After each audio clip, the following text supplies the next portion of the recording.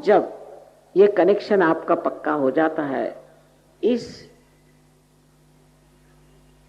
सर्वव्यापी शक्ति के साथ पूरी तरह से, तब आपको निर्विकल्प समाधि की प्राप्ति होती और इससे आप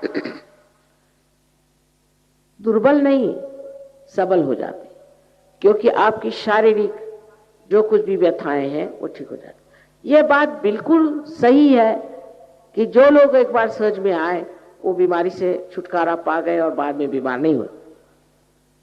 ये बात बिल्कुल सही। और ऐसी ऐसी बीमारियां जिसका इलाज डॉक्टर लोग कर ही नहीं सकते। इसका मतलब नहीं है कि सब डॉक्टरों के पेट पर पैर आएगा, ये कभी नहीं। क्योंकि अधिकतर जो रईस लोग होते हैं बहुत ज्यादा, वो डॉक्टरों के ही पास जाएंगे ना, उनके पास पैसा होता है तो वो डॉक्टर खरीद सकते हैं, मुझे तो खरीद नहीं सकते। लेकिन कुछ रईस लोग भी आते हैं। मानसिक स्थिति बहुत लोगों को खराब है। आजकल एक बीमारी चली है स्ट्रेस, जो देखो उसे स्ट्रेस। स्ट्रेस क्यों होता है? क्योंकि आप जब कार्यान्वित होते हैं तो आपके अंदर अहम भाव बढ़ता है और वो सर पे छा जाता है एक शिरस्त्राण जैसी यहाँ पर। लेकिन जब कुंडलिनी जागृत होती है तो वो इस ब्रह्मरंध्र को छेद देती है और मानो एक छेद सा, जिसमें से आपकी सारी परेशानियां, आपका सारा स्ट्रेस निकल जाता है और आप महसूस कर सकते हैं कि आपके सर के अंदर से ही ठंडी ठंडी हवा आ रही।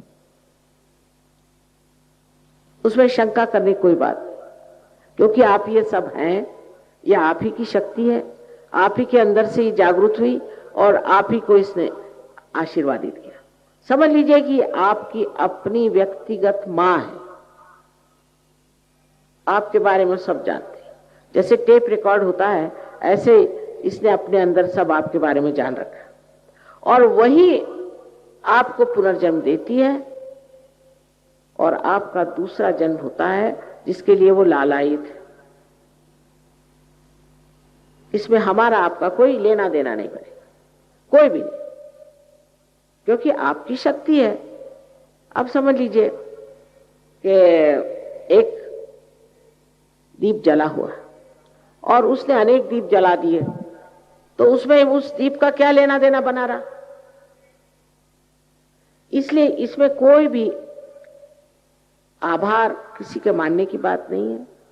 उल्टे हमें ही आपके आभार मानने हैं कि आप लोग आए और अपने आत्म साक्षात्कार के इच्छा से यहाँ बैठे रहे। इतने देर कोई बैठते भी नहीं लोग आजकल को, तो पता नहीं क्या आदत लग गई है कि वो आराम से इतनी देर शांति से बैठते भी नहीं। बहरहाल जो भी हो, यह आपका अपना अधिकार है। और फिर सबसे बड़ी बात जो होती है कि आपकी आध्यात्मिक उन्नति। आध्यात्मिक उन्नति का मतलब यह है कि आप एक बहुत ऊंचे दर्जे के इंसान हो जाते हैं। आपके हाथों में अनेक शक्तियां दौड़ने लग जाती हैं। आप भी लोगों को पार करा सकते हैं और आप भी लोगों को रियलाइजेशन दे सकते हैं। इसके लिए जरूरी नहीं है कि आप कुछ रुपया खर्च करें या कुछ करें। सिर्फ एक बात है कि थोड़ी नम्रता जरूर होनी चाहिए। अब हमारे जो जहां पर ये लोग प्रोग्राम वगैरह करते हैं, बहुत सर्वसाधारण तरह की जगह है। उसमें क्योंकि हम लोग पैसा ऐसा लेते नहीं ना, उसमें जैसे भी है बहुत विद्वान लोग हैं और आपको सब बता देंगे कि आपके अंदर चक्र कैसे हैं और वो चक्रों की शुद्धता कैसी करनी है और आप किस तरह से इसको पा करके दूसरों की चक्रों को ठीक कर सकते। तो आपका जो नया आयाम आता है उसे कहते हैं सामूहिक चेतना, कलेक्टिव कॉन्शियसनेस। माने आपके हाथ पर आप महसूस कर सकते हैं अपने चक्र और अपने ही हाथ पर आप दूसरों के चक्र भी महसूस कर सकते हैं। अगर आपको ये मालूम हो कि हम अपने चक्र कैसे ठीक करें और हम दूसरों के चक्र कैसे ठीक करें, बस हो गया। 1 महीने में आप अपने गुरु हो जाते हैं। आप समझ जाते हैं कि आपके लिए कौन सी चीज ठीक है और कौन सी नहीं। समझ नहीं जाते, ये आपके अंदर ये बैठ जाता है। जैसे कोई चीज है वो ठंडी है कि गर्म है, ये आपके नस नस में आप जानते हैं, आपके सेंट्रल नर्वस सिस्टम में आप जानते हैं। इसी प्रकार आप जान सकते। सत्य को आप अपने उंगलियों पे, फिंगर टिप्स पे जान सकते हैं। ये आपके अंदर सब बना हुआ है। जैसे एक ये बना हुआ है इंस्ट्रूमेंट है, लेकिन अगर इसका कनेक्शन मेन से नहीं हुआ तो ये बेकार है। इसी प्रकार आपकी भी कोई विशेष हस्ती नहीं है, पर जब उस परम चैतन्य की शक्ति से एकाकारिता साध्य होती है, तब आश्चर्यचकित आप होंगे कि आप हैं क्या। आपको अपने बारे में कुछ कल्पना ही नहीं है। और उस बार जो आपको एक चैन, शांति, यहां तक ऐसा आदमी बहुत कार्यशील हो जाता है, डायनामिक, और उसी वक्त वो बहुत ज्यादा भी प्रेमी, मोहब्बती, कंपैशनेट हो जाता है।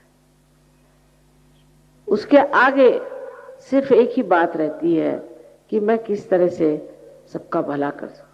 बड़ा आनंद। इसके लिए कोई किताबें पढ़ने की जरूरत नहीं है, कुछ नहीं है। बहुत से लोग कहते हैं मां आपकी किताब दे दो, मत पढ़ो, बेकार। पहले आत्म साक्षात्कार को प्राप्त करके और उसको पूरी तरह से जमा लो, एस्टैब्लिश करो, उसके बाद पढ़ो।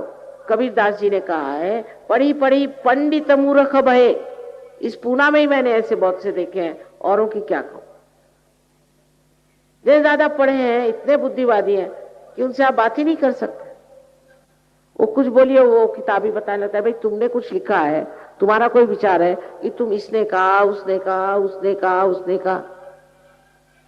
लेकिन जो चीज आपके भले के लिए, जो आपके हित के लिए है, बेनेवलेंस के लिए है, उसको, उससे क्यों मुंह मोड़ा जाए, उसको क्यों न पा लिया जाए। ये मेरी समझ में नहीं आता था, पर अब देखती हूं कि लोग समझ रहे हैं और समझ रहे हैं कि हमारी जिंदगी जो है वो किसी न किसी विशेष रूप के लिए बनी हुई। इसलिए नहीं कि पैदा हो और बच्चे पैदा करो और उसके बाद इंश्योरेंस करो और मर जाओ, इसके लिए नहीं। इससे कहीं अधिक हमारी जिंदगी का मूल्य है, और उस मूल्य को हमें मराठी में भी, हिंदी में भी, अंग्रेजी में भी, जो भाषाएं आती। लेकिन ये लेक्चर भी जो है एक तरह से दिमागी जमा खर्च। जब तक आप उस परम तत्व को प्राप्त नहीं करते तब तक सब बेकार। इसलिए आप अपने अंदर ये इच्छा रखें, शुद्ध इच्छा इस वक्त रखें। एक ही है शुद्ध इच्छा, बाकी तो अशुद्ध है। क्योंकि कोई सी भी इच्छा करो, आज किसी ने इच्छा करी कि मैं एक मोटर खरीदी मोटर, कुछ नहीं, फिर मुझे घर चाहिए, फिर घर मिल गया तो अब मुझे एरोप्लेन चाहिए, एरोप्लेन नहीं तो फलाना चाहिए। वो अंत ही नहीं होता। इसका मतलब आपकी जो इच्छा थी नहीं, वो आपकी इच्छा ही पूरी नहीं होती। इकोनॉमिक्स में कहा जाता है ना कि wants are not satiable in general, वही बात है। तो वो कौन सी वांट है, वो कौन सी डिजायर है जो संतुष्ट होती है? वो शुद्ध इच्छा कि इस परम चैतन्य से हमारी एकाकारिता साध्य। और फिर उसके बाद स्वयं आप देखिएगा कि जिसे हम चमत्कार कहते हैं, हजारों चमत्कार होंगे।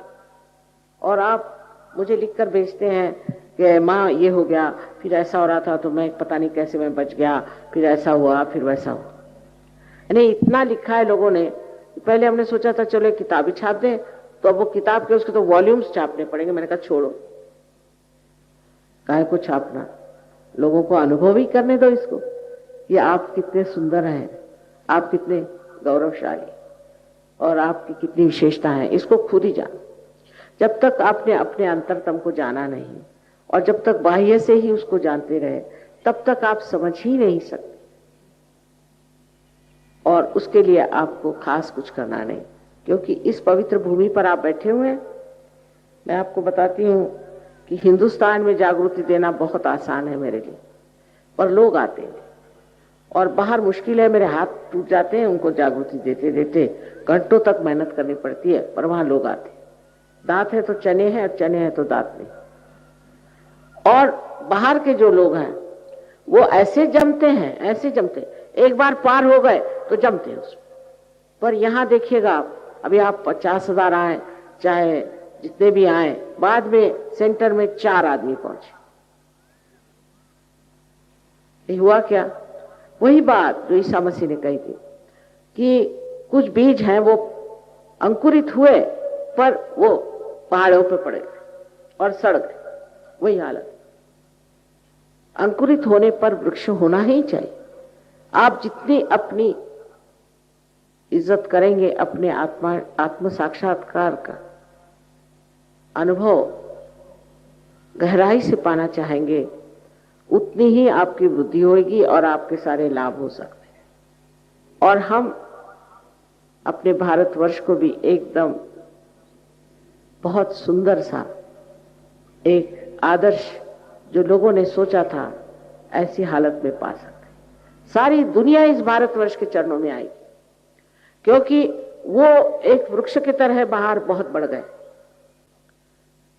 लेकिन उनकी जड़ें बहुत कमजोर हैं और उस जड़ों का जो आधार है वो हमारे इस भारतवर्ष में, विशेषकर अपने महाराष्ट्र में। और इसको पाना, इसको प्राप्त करना भी बहुत सहज है। सिर्फ फिर से कहूंगी कि एक शुद्ध इच्छा रखें और उसी शुद्ध इच्छा के सहारे आप इसे प्राप्त कर सकते हैं।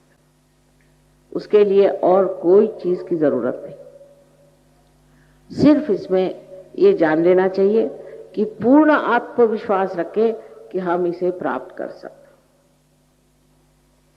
ये नहीं सोचना चाहिए कि हम कैसे पा सकते हैं और हम तो पापी हैं और ये वो।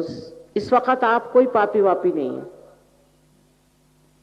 इस क्षण अपना जो कुछ भी भूतकाल है, पास्ट है, उसे एकदम भुला दीजिए। इस वक्त आपको प्राप्त होना है वो चीज जिसके लिए आप इस संसार में आए। और ये सब धारणाएं दिमाग से निकाल, जो आपको समझाते हैं कि आप पापी हैं वगैरह, सोच लीजिए वही पापी होंगे। आपको अपने प्रति गौरव और आदर होना चाहिए। कुछ भी हो, कुछ भी किया हो, आपको पता होना चाहिए कि परम चैतन्य जो है ये क्षमा का सागर है। सबसे ज्यादा ये क्षमा का सागर है। ऐसे तो ये ज्ञान का सागर है, ऐसे ये प्रेम का सागर है, लेकिन सबसे ज्यादा ये क्षमा का सागर। और इसलिए आपका कोई भी गुनाह ऐसा नहीं है जो ये क्षमा नहीं कर सकते और अपने अंदर पूरी तरह से नष्ट नहीं कर सकते। इसलिए आप कृपया ये जान लीजिए कि अपने प्रति एक प्रसन्न चित्त रहना चाहिए इस वक्त।